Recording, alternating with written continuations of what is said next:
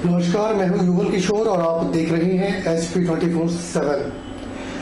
केंद्रीय सूचना प्रसारण एवं खेल मंत्री अनुराग ठाकुर बिलासपुर के एक दिवसीय दौरे पर पहुंचे। वहीं खुमारवी पहुंचने पर हैंडबॉल के खिलाड़ियों सहित भाजपा कार्यकर्ताओं ने केंद्रीय मंत्री अनुराग ठाकुर का फूल मालाओं से जोरदार स्वागत किया, जिसके बाद अनुराग ठाकुर ने स्थानीय जनता की समस्याओं को भी सुना। वहीं इस दौरान प्रदेश के कैबिनेट मंत्री राजेंद्र गर्ग और मुख्यमंत्री जयराम ठाकुर के राजनीतिक सलाहकार व प्रदेश भाजपा महामंत्री त्रिलोक जम्वाल सहित विभिन्न विभागों के अधिकारी भी मौजूद रहे। वहीं अनुराग ठाकुर के द्वारा बुजुर्गों का सम्मान करते हुए उनकी समस्याएं पहले सुने जाने पर अपनी समस्या रखने आए बुजुर्ग करमचंद चंदेल ने कहा कि अनुराग ठाकुर ने जन समस्याएं सुनते वक्त एक अच्छी प्रथा की शुरुआत की है। वहीं केंद्रीय मंत्री अनुराग ठाकुर ने कहा कि घुमारवी और झंडुता की जनता व भाजपा कार्यकर्ताओं से मिलने पहुंचे हैं। जनता की समस्याओं का जल्द समाधान हो, उनका यह सदैव प्रयास रहेगा। साथ ही उन्होंने हिमाचल प्रदेश में खालिस्तानी नेता पन्नू द्वारा दिए जा रहे संदेश का कोई अस्तित्व न होने व मीडिया से इसे तवज्जो न देने की बात कही। वहीं त्रिपुरा में मुख्यमंत्री विप्लव देव को हटाकर माणिक साहा को भाजपा द्वारा नया मुख्यमंत्री बनाए जाने पर अनुराग ठाकुर ने कहा कि पार्टी हाईकमान इस बात का निर्णय लेती है, जिसमें मुख्य रूप से प्रधानमंत्री नरेंद्र मोदी, बीजेपी राष्ट्रीय अध्यक्ष JP नड्डा व संसदीय बोर्ड का शीर्ष नेतृत्व यह तय करता है कि कहां पर बदलाव होना है। वहीं अगर किन्हीं कारणों से पार्टी CM बदलने का निर्णय लेती है तो इसके पीछे कोई बड़ा कारण रहा होगा, जिसके चलते किसी दूसरे कार्यकर्ता को CM बनने का मौका मिला है। साथ ही उन्होंने त्रिपुरा में CM बदले जाने का असर किसी भी हाल में हिमाचल व अन्य राज्यों में न होने की भी बात कही। ये चर्चाएं चलती रहती हैं, कोई मीडिया, कोई सोशल मीडिया में, जिसका सच्चाई से दूर दूर का कोई नाता ही नहीं। तो त्रिपुरा में भी CM चेंज किए गए हैं। त्रिपुरा में पार्टी निर्णय लेती है, तो पार्टी ने जहां किसी कारणों से जहां उचित समझा वहां पे दूसरे कार्यकर्ता को मौका दिया। इस पर मेरा कोई भी टिप्पणी करना उचित नहीं होगा, क्योंकि पार्लियामेंट्री बोर्ड, माननीय प्रधानमंत्री जी, पार्टी के शीर्ष नेतृत्व ये सब तय करते हैं, राष्ट्रीय अध्यक्ष तय करते हैं किसको कहां पे क्या जिम्मेदारी मिलती है। और त्रिपुरा में क्या हुआ, उसका दूसरे राज्य में क्या होगा, इससे कोई दूर दूर का लेना देना नहीं। प्रदेश कांग्रेस की कार्यकारी अध्यक्ष एवं सुजानपुर के विधायक राजेंद्र राणा ने बिलासपुर में आयोजित प्रेस वार्ता के दौरान कहा कि चुनावी वर्ष में भाजपा के शीर्ष नेतृत्व के हिमाचल प्रदेश में ताबड़तोड़ दौरे यह दर्शा रहे हैं कि प्रदेश में 4 उपचुनावों में मिली हार के बाद भाजपा शिविर में हड़कंप का माहौल है और प्रदेश की जनता का मिजाज देखकर भाजपा घबराहट में है। कांग्रेस कार्यकारी अध्यक्ष राजेंद्र राणा ने तंज कसते हुए कहा कि अगर प्रदेश में पिछले 4.5 साल में भाजपा ने जनहित के काम किए होते तो भाजपा इस तरह परेशान और घबराहट के आलम में न होती। उन्होंने कहा कि चुनावी वर्ष में प्रधानमंत्री नरेंद्र मोदी और भाजपा के राष्ट्रीय अध्यक्ष के लगातार बनाए जा रहे कार्यक्रम यह दर्शा रहे हैं कि भाजपा के पास प्रदेश में जनता को बताने के लिए अपना कोई रिपोर्ट कार्ड नहीं है और एक बार फिर से प्रदेश की जनता को सब्ज बाग दिखाने और लुभावने वायदे करने के लिए भाजपा के शीर्ष नेतृत्व ने कमर कस ली है।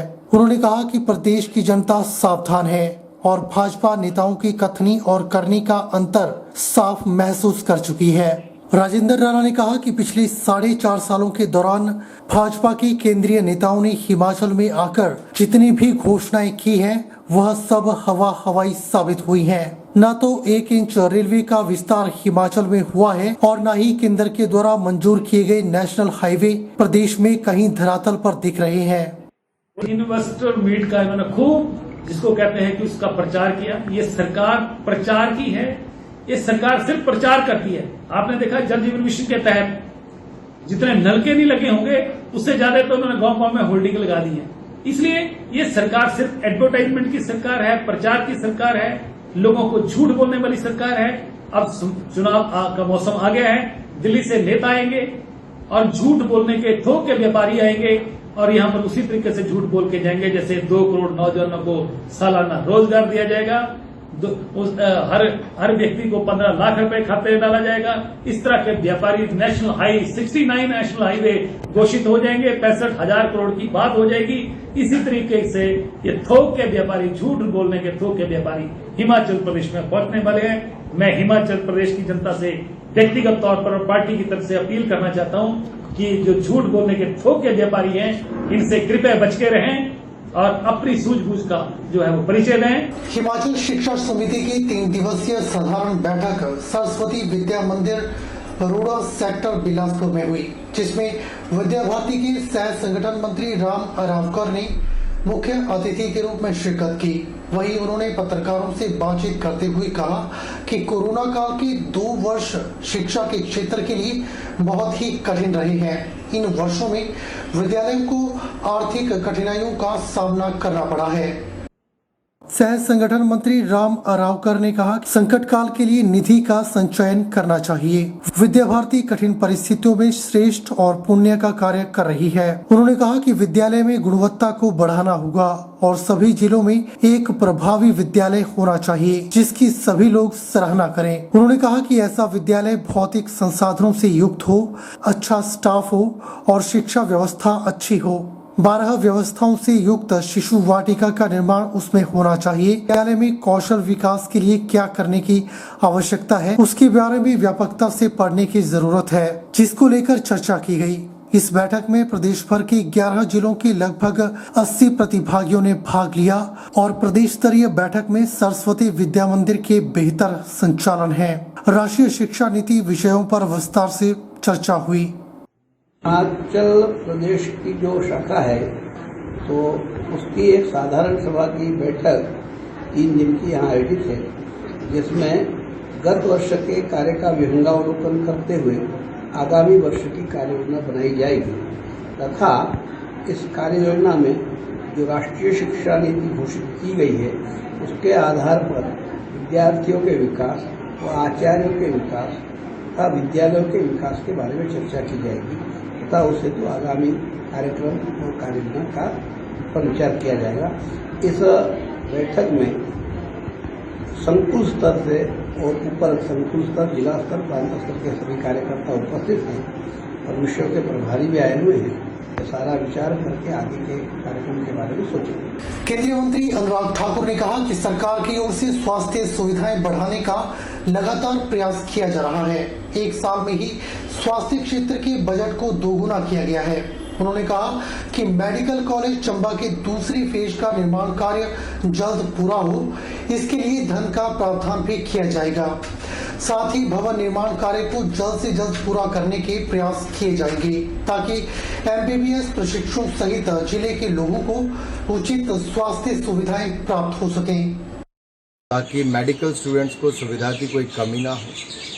संबंधित दोनों ही विभागों से केंद्र और राज्य के मेडिकल के जो विभाग हैं, स्वास्थ्य विभाग, उनसे इसकी चर्चा भी करेंगे ताकि समय रहते हैं वो सब निर्णय किए जाएं, ताकि पीस मिल में यानी कि टुकड़ों में जो बन रहा है वैसे इसका लाभ नहीं हो पाएगा।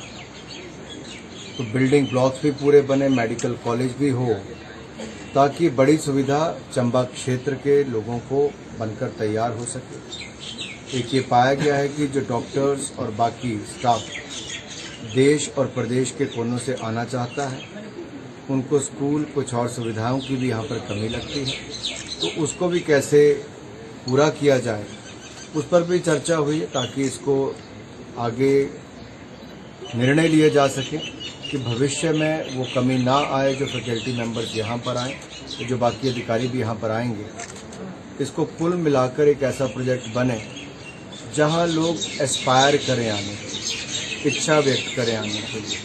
ट्राइम्फ यूथ क्लब के द्वारा ट्राइम्फ फुटबॉल क्लब चैंपियनशिप का आयोजन मंडी के ऐतिहासिक पडल मैदान में किया गया। प्रतियोगिता के फाइनल मुकाबले में धर्मशाला ने ट्राइम्फ FC हिमाचल को 1-0 से हराकर प्रतियोगिता का खिताब अपने नाम किया। मंडी के ऐतिहासिक पडल मैदान में 11 मई से लेकर 14 मई तक ट्राइम्फ यूथ क्लब के द्वारा ट्राइम्फ फुटबॉल क्लब चैंपियनशिप का आयोजन किया गया। इस प्रतियोगिता में जम्मू, पंजाब और हिमाचल प्रदेश की 10 टीमों ने भाग लिया। प्रतियोगिता का फाइनल मुकाबला धर्मशाला और ट्राइम्फ एफसी हिमाचल के बीच खेला गया, जिसमें धर्मशाला ने ट्राइम्फ एफसी हिमाचल को 1-0 से हराकर प्रतियोगिता का खिताब अपने नाम किया। धर्मशाला की टीम ने मैच के अंतिम क्षणों में एक गोल दागकर अपनी टीम को जीत दिलाई। दोनों टीमों के बीच काफी रोचक व संघर्षपूर्ण मुकाबला देखने को मिला। वहीं प्रतियोगिता के समापन अवसर पर पहुंचे जिला परिषद चेयरमैन पाल वर्मा ने विजेता और उपविजेता टीमों को ट्रॉफी और स्मृति चिन्ह भेंट कर सम्मानित किया। वहीं इस अवसर पर जिला परिषद चेयरमैन पाल वर्मा ने प्रतियोगिता के सफल आयोजन के लिए आयोजकों को बधाई दी और कहा कि प्रतियोगिता में खिलाड़ियों ने खेल भावना का परिचय देते हुए बेहतरीन खेल का प्रदर्शन किया है। लगभग 4 दिनों से यहाँ पे फुटबॉल प्रतियोगिता चल रही थी और हिमाचल, पंजाब, जम्मू और ऐसे 3-4 स्टेट से यहाँ पे टीमें आई हुई थी, जिसमें ये जो ट्राइम्फ फुटबॉल ट्रॉफी का जो आयोजन किया था उसके लिए मैं आयोजन करता हूँ को बहुत सारी बधाई देता हूँ और जीतने वाली जो धर्मशाला की टीम है मैं उसको भी बहुत बहुत बधाई देता हूँ। अभी फाइनल मैच में धर्मशाला और ट्राइम्फ हिमाचल की टीम के बीच में लास्ट में मुकाबला रहा। खिलाड़ियों ने बहुत ही अच्छा प्रदर्शन किया और बहुत अच्छे एक टीम भावना से खेले। मैं इनको भविष्य के लिए शुभकामनाएं देता हूं और मैं आयोजक मंडल के सभी सदस्यों को भी बधाई देता हूं एक सफल आयोजन का जो इन्होंने यहाँ पे किया है, उसके लिए ये सब लोग बधाई के पात्र हैं। बुलेटिन में फिलहाल वक्त हो चला है एक छोटे से ब्रेक का।